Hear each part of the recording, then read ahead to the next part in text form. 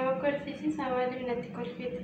Ani biyyaa koo jedheen sitti madde furmaata naa olaatte jedheen malee koo natti kolfite jedhanii miti kan sitti maddeeti maaliif natti kolfite?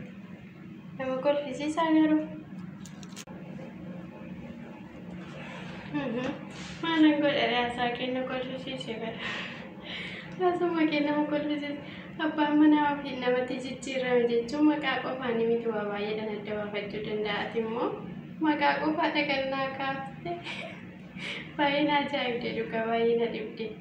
Garuu wanti biraa wanti sitti jijjiirame jiru miti jechuun haasaa irratti jira miti. Namni nama jibbu tokko iraata afaan manaa nyaachuu dhiisuu, qursii manaa nyaachuu dhiisuu, akkasuma immoo laaqana addee manaa nyaachuu dhiisuu jechuudha. Kana wanti sitti jijjiirame jira. Isuma maqaa bichaa sitti jijjiirame maquma bichaa akkasitti siyaameef jijjiirame jettee haasa'u. Isuma sitti meeqanaan alatti garuu waan biraa waan jedhe sin qabu. Iraatas manaa nyaachuun isna laaqanas manaa nyaachuun akkasuma cirrillee manaa nyaachuun isuma sitti meeqana garuu yeroo baay'ee haariin ifadha beektaa. Maaliif akka gisee duraa sanatti nalleellisoo waan jedhu haaritan isa ifadhaa. Kan uummatee wanti biraa wanti natti jijjiirame garuu jiru. Waan gara fuulduraa malee. Kanuma wanti biraa wanti sitti jijjiirame jiru jechuudha.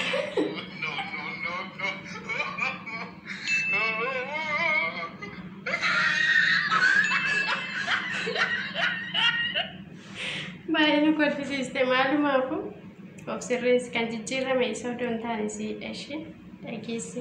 Sarii akka riyyaa tokkotti akka nama tokkotti wanti nasi gorsu ati of sirreessi qajeelummaa godhadhu ishee.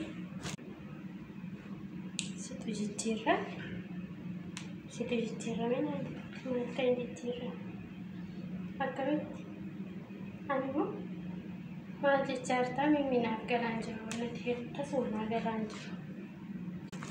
Kanaafuu maal gochuun gabaare kanatu jijjiirame. Gaabii sitti ta'e miti.